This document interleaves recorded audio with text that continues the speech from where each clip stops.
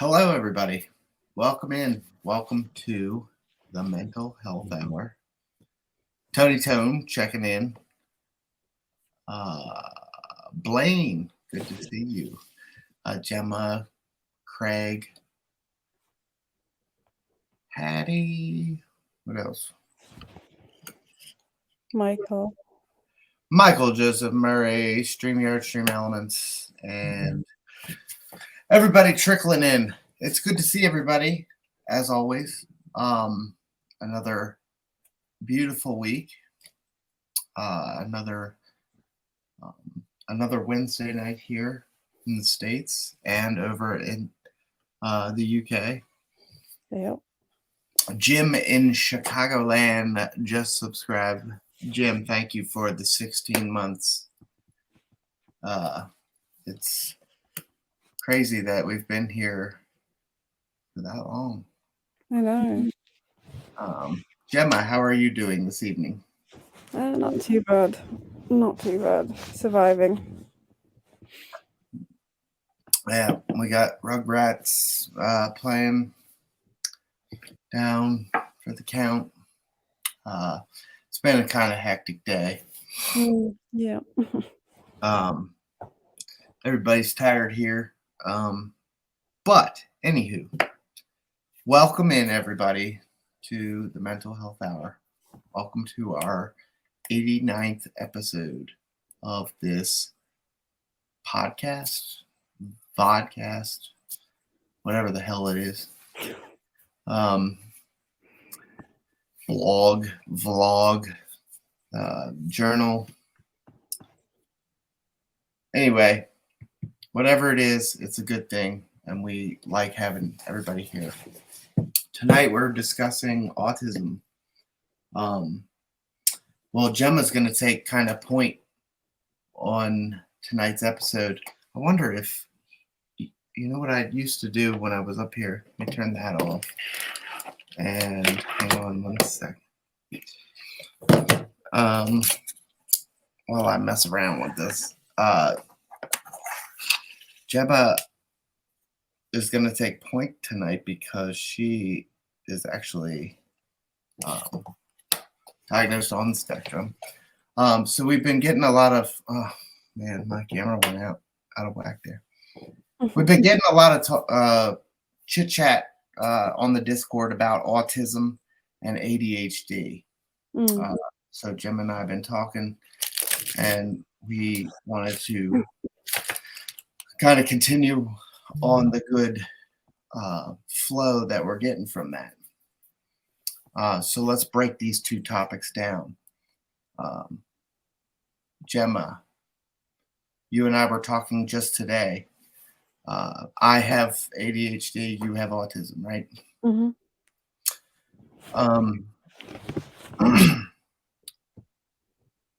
We've looked at the breakdown between the two. I believe we did that on a Venn diagram style thing on our live Q&A episode. Yeah. Without going back to that and trying to remember everything, similarities, differences between autism, ADHD. What do you have for us?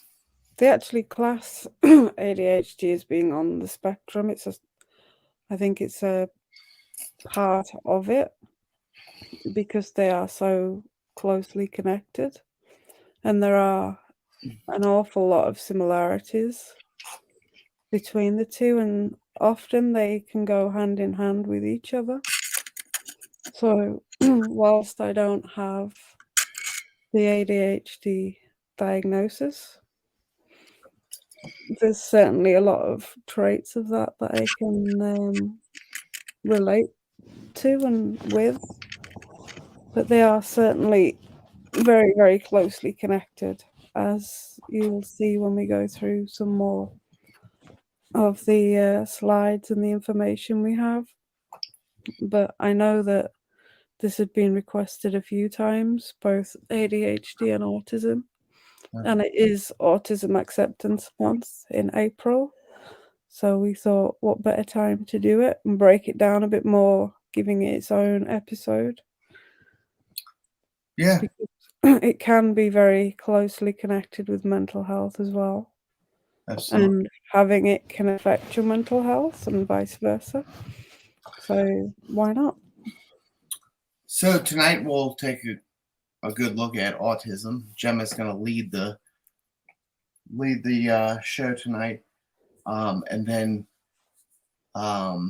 not next week. Next week we're looking more towards body image, but coming up we'll be diving back into ADHD, and I will take point on that one. Because we do get a lot of good conversation generated from not just the comments coming in from listeners, but also it seems that we've struck a nerve or something with the ADHD thing and the drinking. So we might have tapped into some gold there, and we can talk a lot more about that. I'd love to share my story, because that, I think, is what really got me messed up. I wasn't able to concentrate, so I was drinking to concentrate, essentially, if that makes sense. And I'll get into that more on another episode. But tonight, I'm going to throw it over to Gemma. Gemma's going to take us through some slides and some autism awareness. And Gemma, what do you have for us? Yeah, let me just pull them up so I can get them in the right order, because I want to I think we should do this.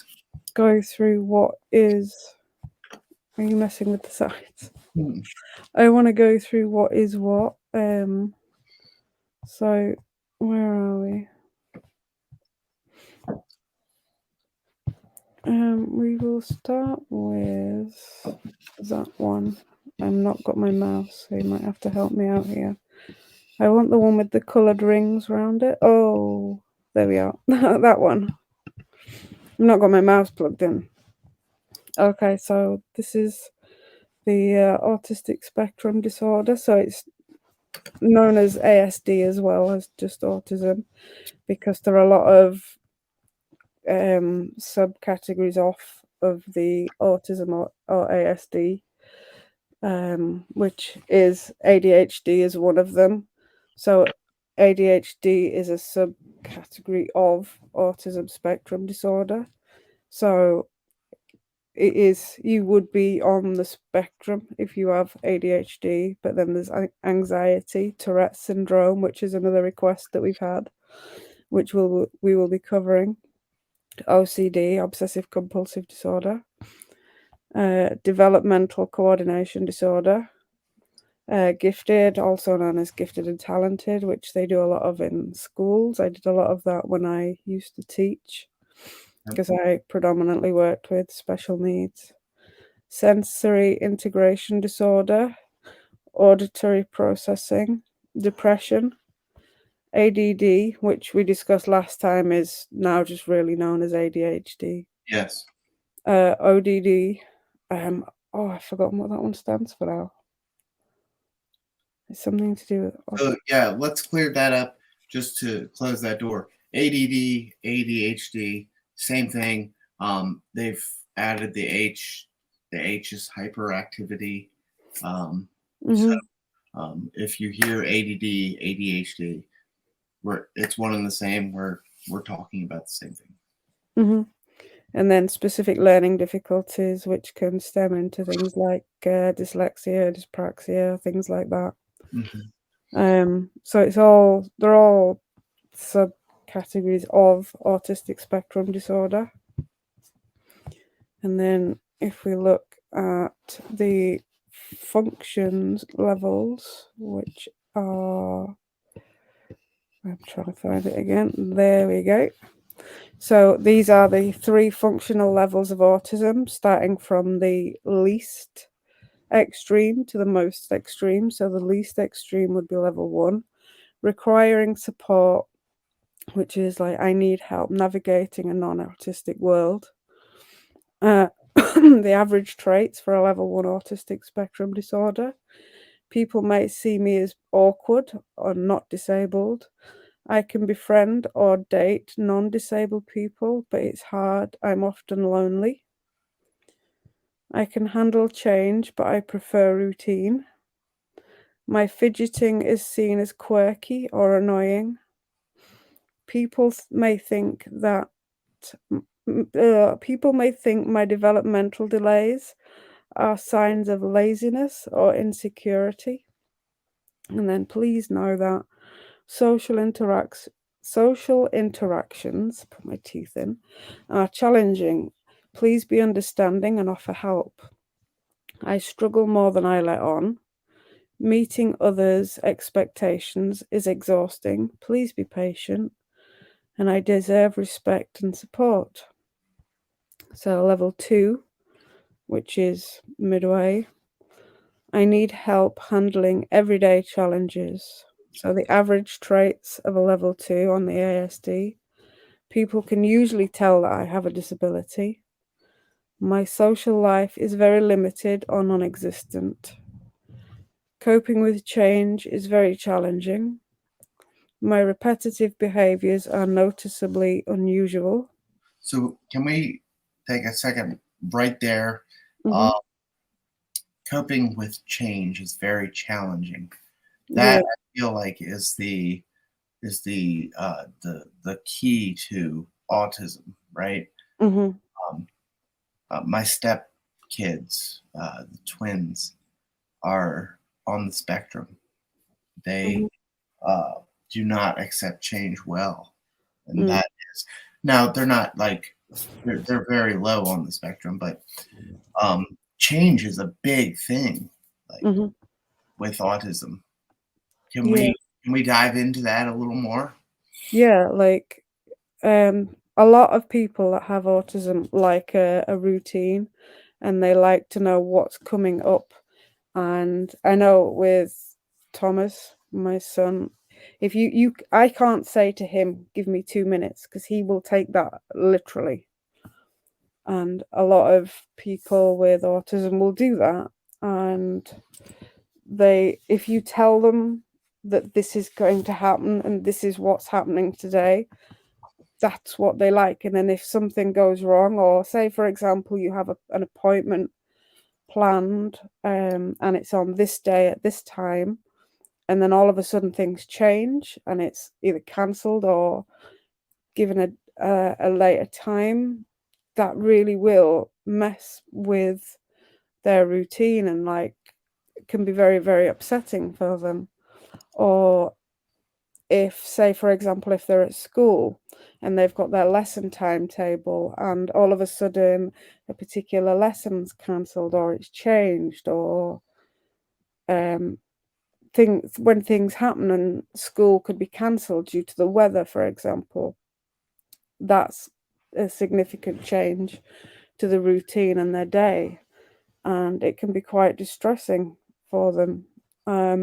Even down to small changes, just little changes down to things like what they have in their packed lunches, or change if a brand, like for example, my son likes a specific type of fish fingers. He will only Exactly. have that particular one, and if you change that, he will not eat them. That was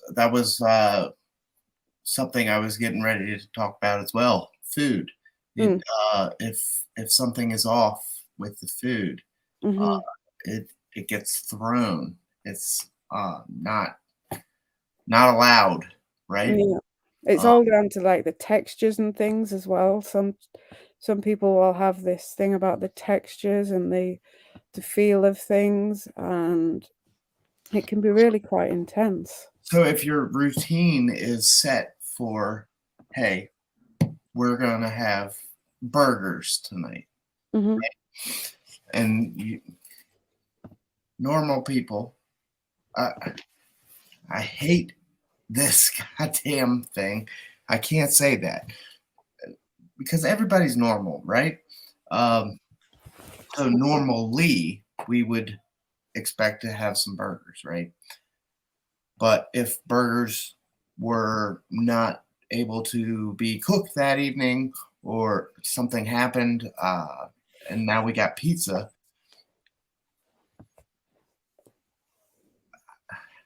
how do you say it? Folks will be like, all right, I'll have a slice of pizza. And people on the spectrum will be throwing shit and Yeah. right? Am I right? Yeah, yeah. The word that is used for those that are not on the spectrum is neurotypical. So if you are not on the autism spectrum, you are known as neurotypical, which would be the other word for normal. So that's the word.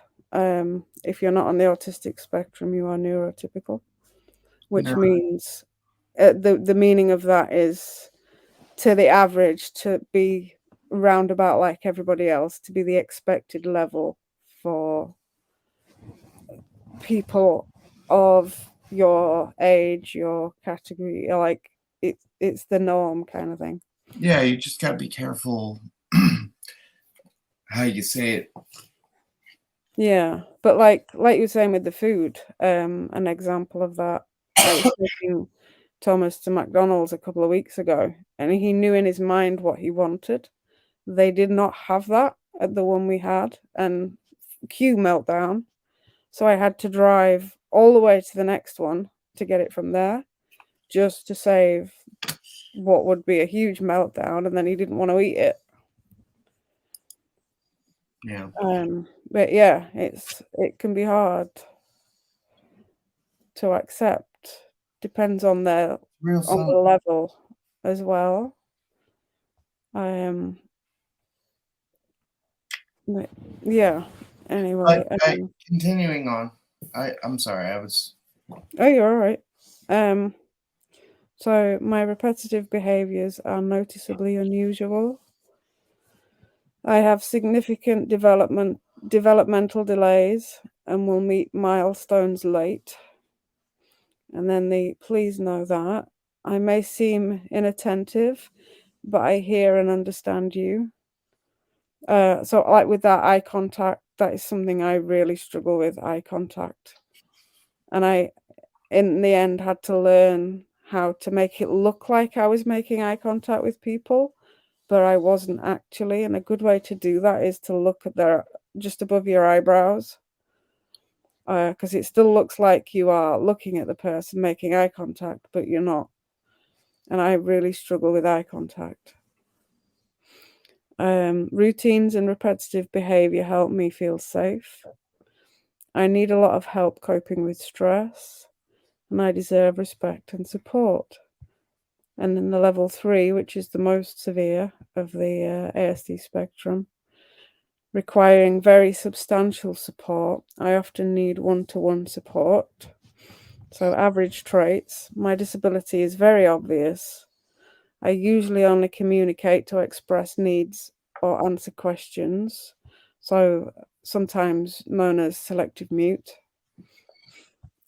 Change and transitions can be unbearably difficult. My intense repetitive behavior is calming and important to me. So like having like fidget spinners or fidgets or tapping or jiggling your leg, and there's things that people do that sometimes they don't even know that they're doing, but it's a self-soothing method. Even sitting here listening to you read the slide, I'm oh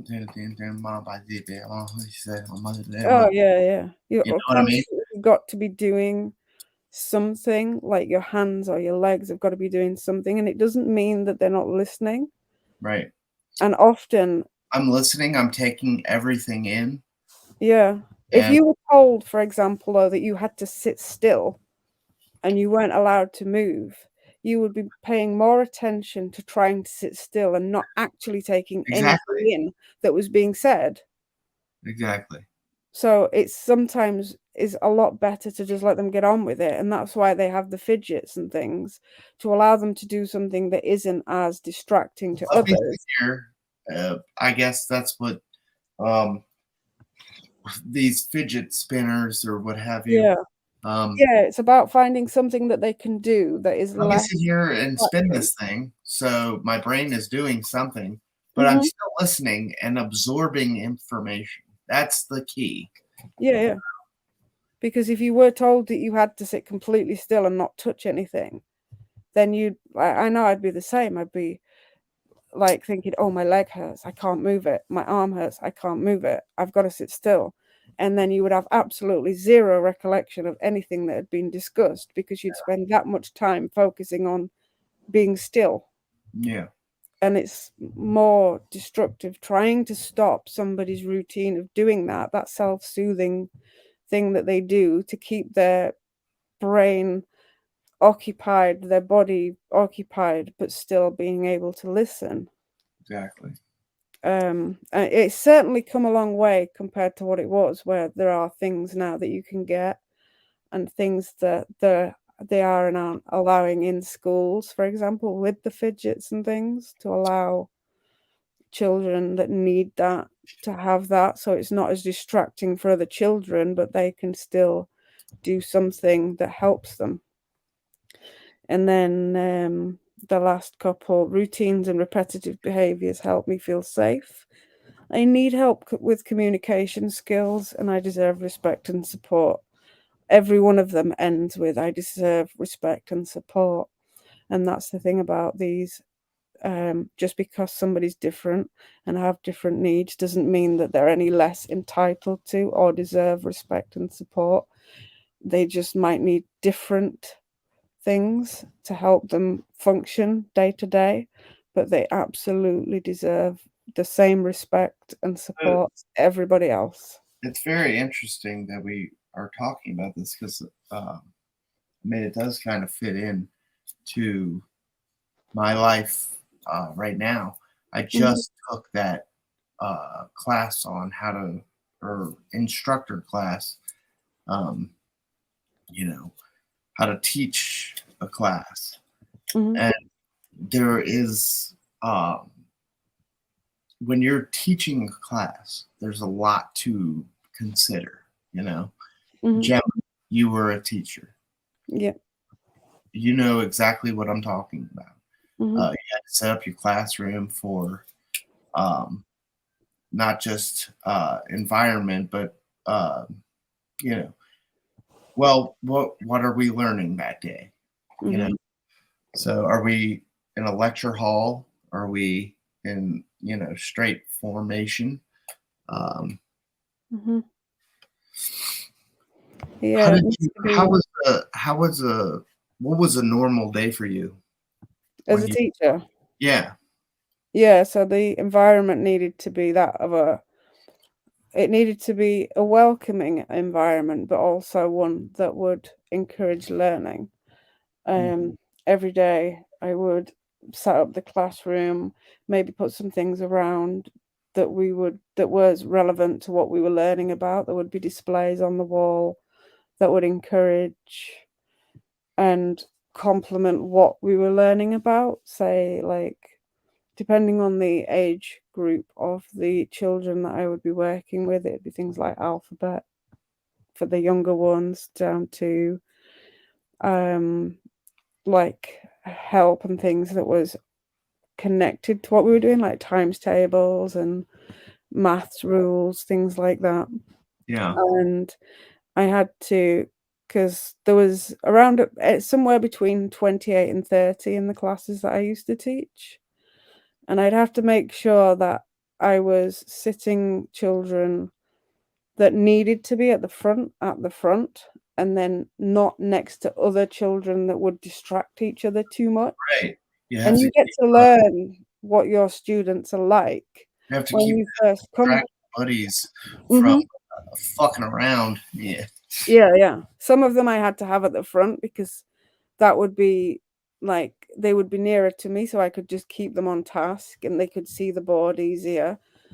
And they would be known to just like muck around at the back thinking you can't see them.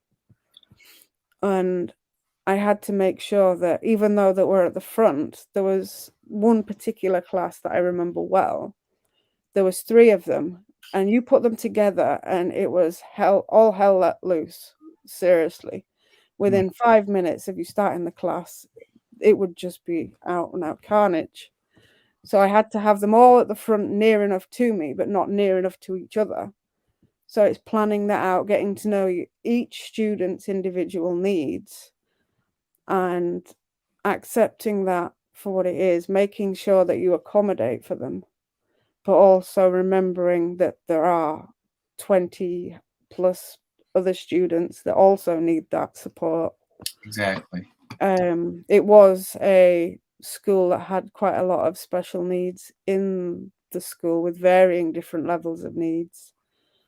And some children would require one-to-one or one-to-two support, which sometimes was catered for. Often, if they are diagnosed as on the spectrum and it needed, like the level 3 would need one-to-one support, there would be funding put in place to employ a member of staff for that particular child. Not always would they get the whole time that they're at school. They would just get it for key subjects and things like that. But it was very, very challenging. But at the same time, they can be incredibly bright. And when it mentioned about the gifted and talented, you can find that some children, even adults that are on the autistic spectrum, Mm-hmm. even though they will learn differently, process things differently, can be incredibly intelligent and Absolutely. have things that are way above average for their age range. Yeah, And there's a whole level.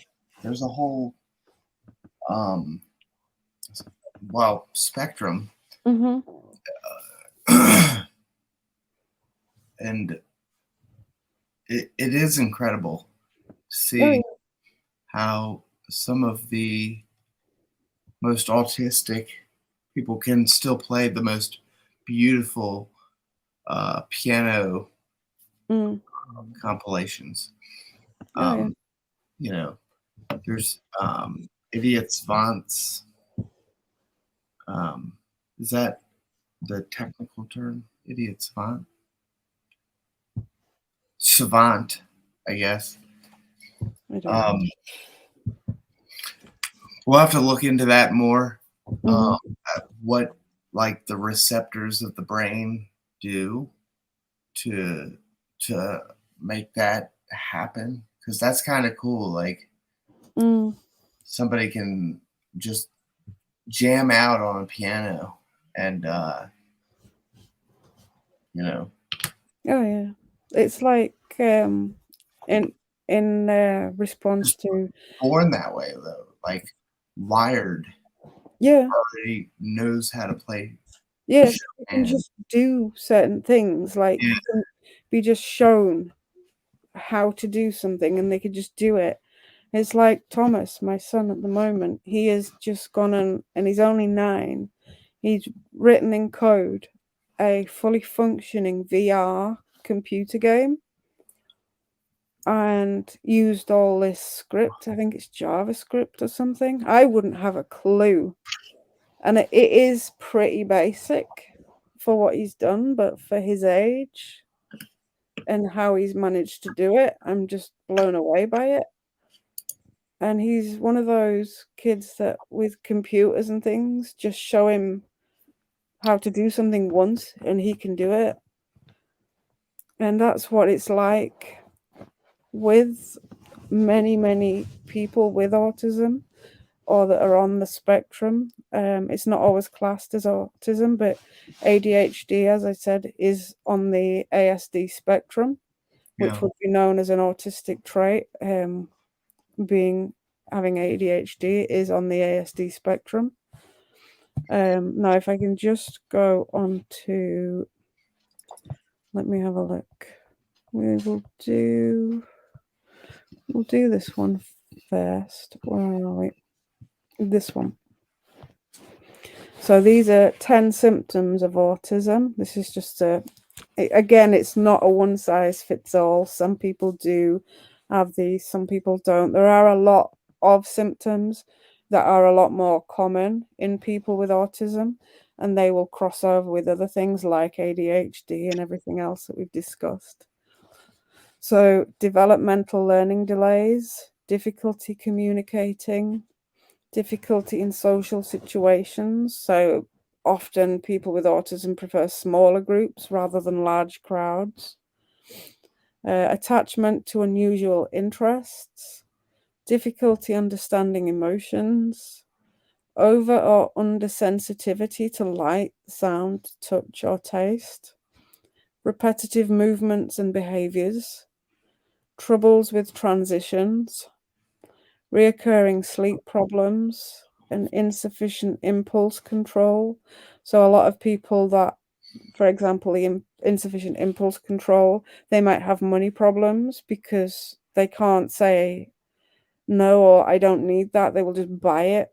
And I was watching this video that somebody had made on social media, one of the other social medias about it, and about all the stuff that they'd ordered, forgotten they'd ordered, and then it was like surprise packages because they'd ordered it but they couldn't remember what.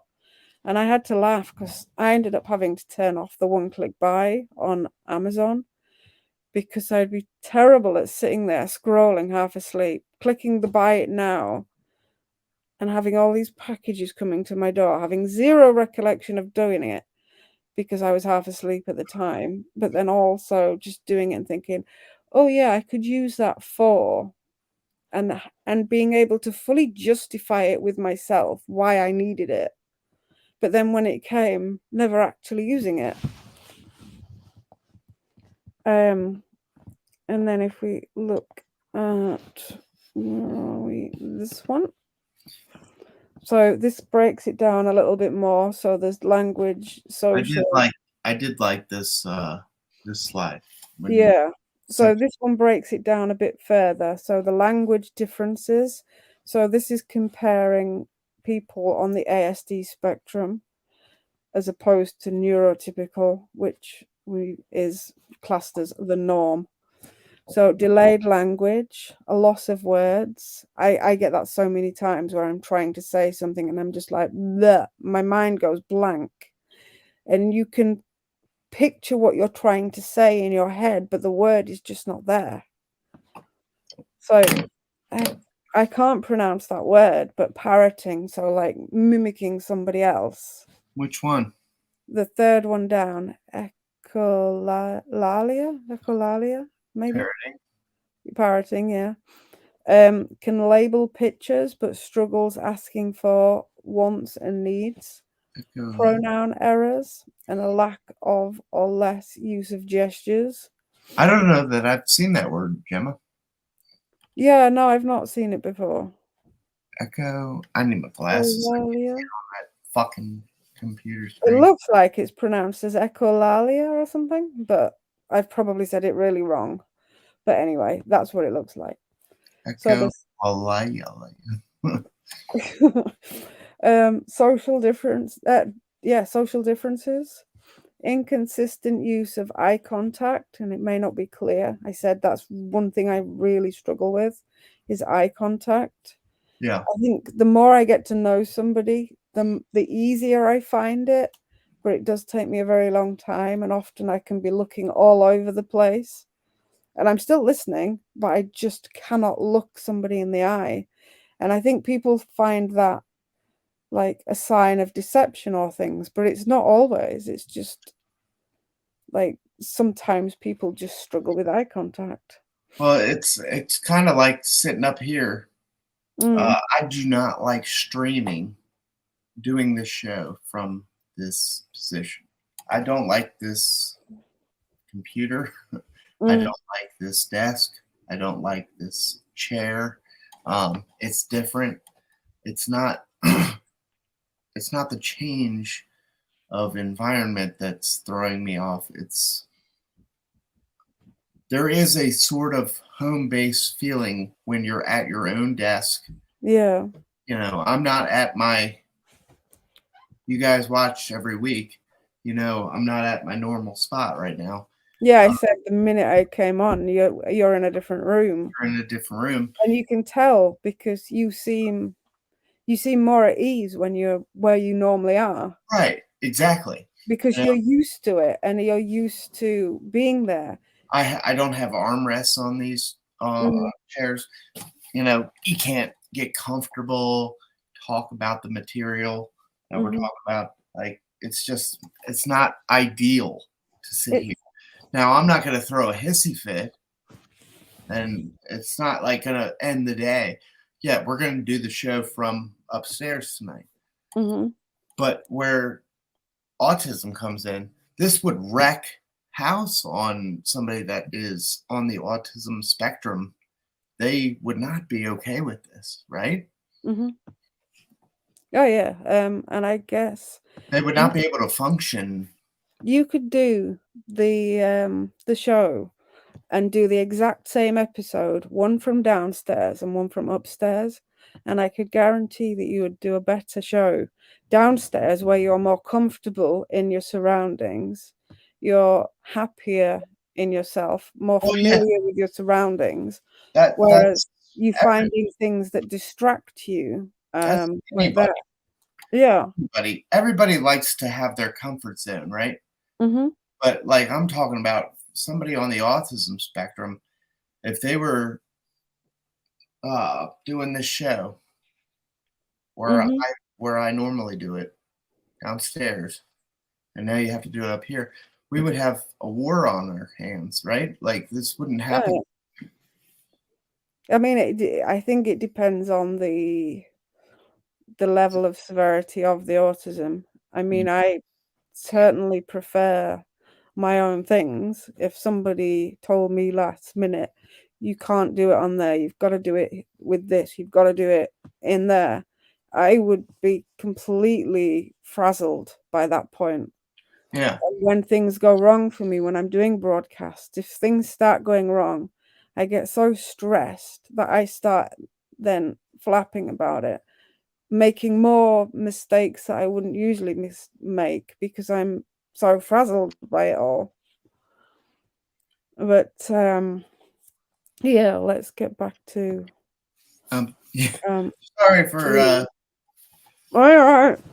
I just want to get through what we've got as well because there's the video as well that I think explains it. Oh yeah. So may prefer to play alone. I find that with Thomas, he prefers much smaller groups. I do as well. I'm not comfortable in big groups. And then trouble with conversations. Again, I'm not too bad with people that I know or in smaller groups, but you put me in a large group and I would just rather disappear off into the background. So repetitive actions, we spoke about this a few times, may insist on doing things the same way or struggle with change, may play the same way, crashing toys, lining up, or lack pretend play, and preferred topics and toys, or preferred desks, preferred environments. Yeah. You get used to what you're used to. And then sensory differences, so high pain tolerance. I've had that said about me. I get joint dislocations frequently, and I can put them back without problem. Usually, it hurts, but other people would probably be on the blooming floor. Picky eater, very much so. Sensitive to sounds. You can actually get these things put for your ears and things that effectively turn the volume down on the noise. Dislikes hair washing or cutting, nail trimming, and then hand flapping, jumping, spinning, rocking, like repetitive movements and things like you said with your leg. And yeah, over and over. I'm terrible with certain things as well, like you don't always know you're doing it either a lot of the time. And it's when someone points it out. And I think sometimes the worst thing you can do to a person with autism is point out that they are doing something, because then they become very, very aware of that and very self-conscious about that. Then they will try and stop doing it, and then that is all they focus on. They become hyper-focused on not doing that thing and then not paying attention to anything around them then. God, mental health is just a bitch, isn't it? Yeah, who'd have it? Let's have a look. Autism signs in adults. If we just brought that one up, where is it?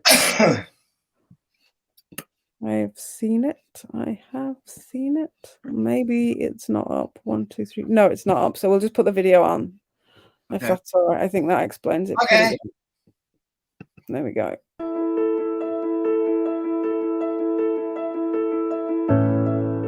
Autism is a lifelong disability which affects how people, like me, communicate and interact with the world.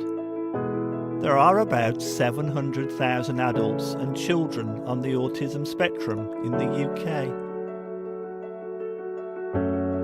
And like everyone, each autistic person has their own strengths and challenges.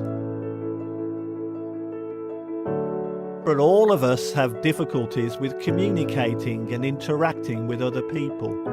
This could mean not speaking at all, needing longer to process information, or not understanding facial expressions. We also engage in repetitive behaviour, doing or thinking the same thing over and over. This is sometimes for fun, and sometimes to help deal with our anxiety. People on the autism spectrum can also find unexpected changes, however small, very distressing. And then there is sensory overload, where noise, smells, touch, and bright lights become very painful and overwhelming. All these challenges can make the world feel very scary and hard to understand, and sometimes send us into physical and emotional meltdowns or shutdowns. It is very important that autistic people get help from an early age. But life can become very difficult if children or adults don't get the right support or understanding. Autistic children are 3 times more likely to be excluded from school. Only 1 in 6 autistic people in the UK have a full-time job. And over a third of autistic adults have reported serious mental health problems. The National Autistic Society is the UK's leading charity for autistic people. Since 1962, we have been changing society's attitudes and transforming individuals' lives. We want to create a society that works for autistic adults and children, and with your help, we can.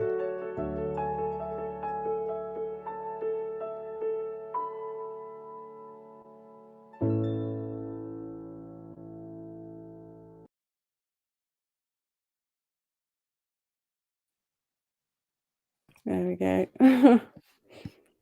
I just thought that was quite a short but informative video. Yeah. And of course that was based on the UK, but there are so many statistics for the US and other places. There are so many. I mean, that's just on the people that are diagnosed. There's so many that go without a diagnosis, getting missed. And I don't know how hard it is in the US, but to get a diagnosis over here is really, really difficult. For autism. Yeah, it's actually easier to get a diagnosis as an adult than it is a child. And as that video said, it's better they need to get help early on to be able to get the help and support that they need. Because by the time you're an adult, if you've gone all that time without any help and support, it's usually there's already so much damage that's been done that can't be undone. It can cause serious mental health problems because you think there's something wrong with you, that you're not wired right, that you're sick, that, you know, why am I like this? And it can cause many problems, but it is really difficult. And I'm currently trying to get Thomas checked because I really do think there is something there. But I've already been on waiting lists for, it's going to be way over 18 months now. But it really does help to have a diagnosis earlier, because then you can get the help you need. Yeah.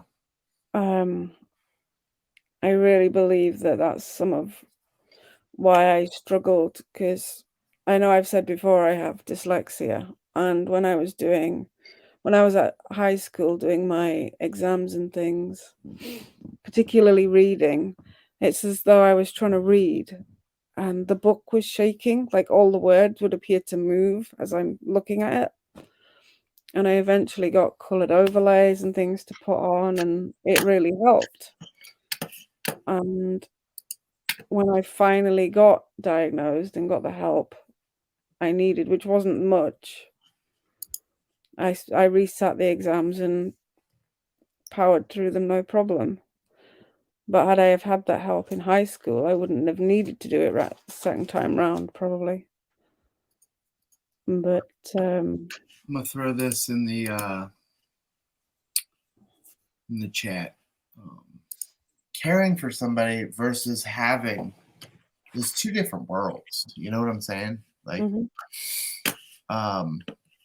we're talking two different, entirely different worlds. If there is somebody in your family that has it and you can resonate with any of those things that we've discussed, there is actually an autism test that is purely for advisory. Let me just pull it up and then I'll share it. But coming up, sometimes quick and sometimes not. We're going to be discussing more on ADHD. We're going to touch on domestic abuse again.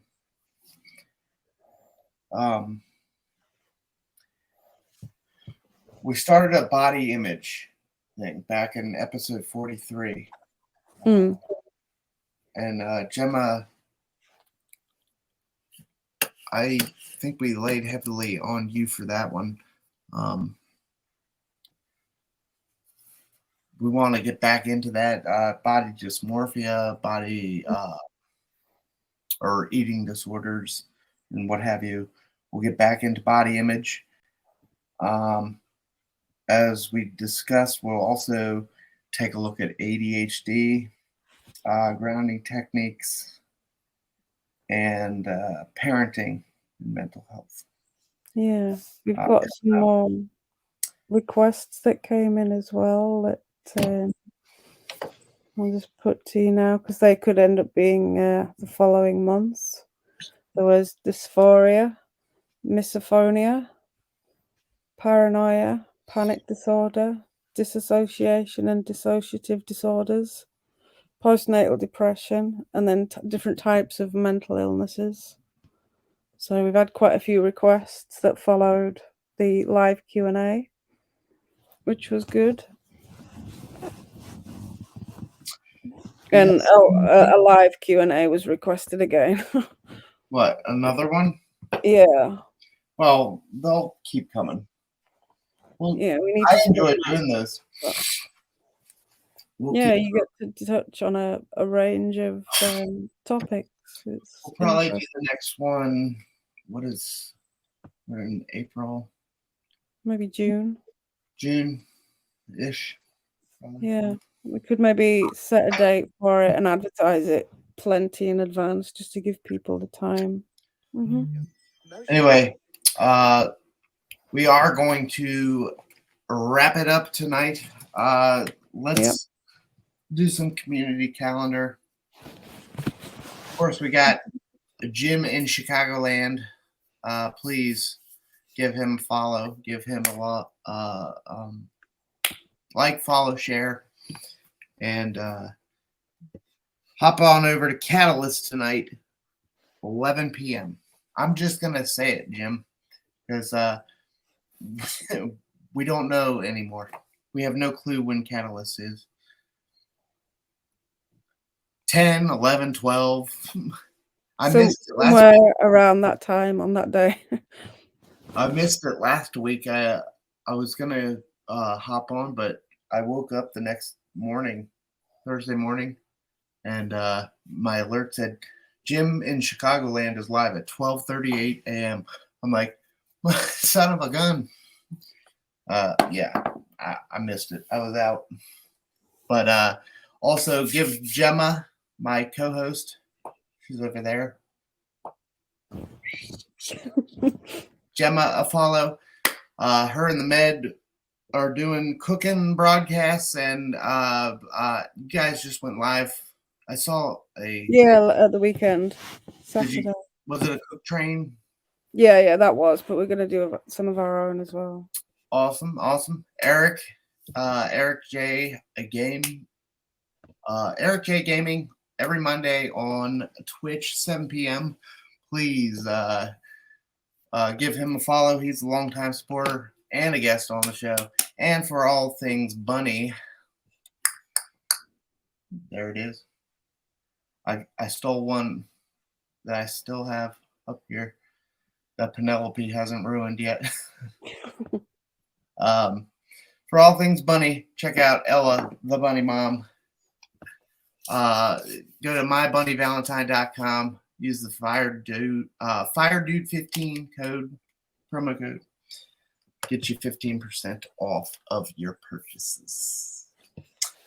I don't have much more to say, and I'm tired. Yeah, I need to get my ass to bed. We had some sick kids.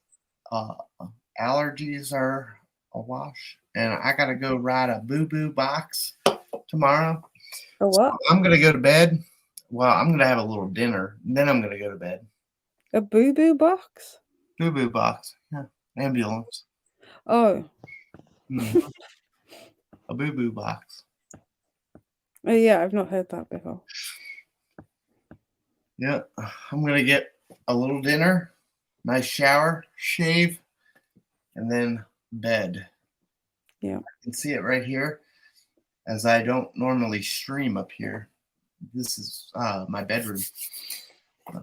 But anywho, thanks guys for joining us. It's been an absolute pleasure. We'll see you next week with body image. Mm-hmm. Bye now.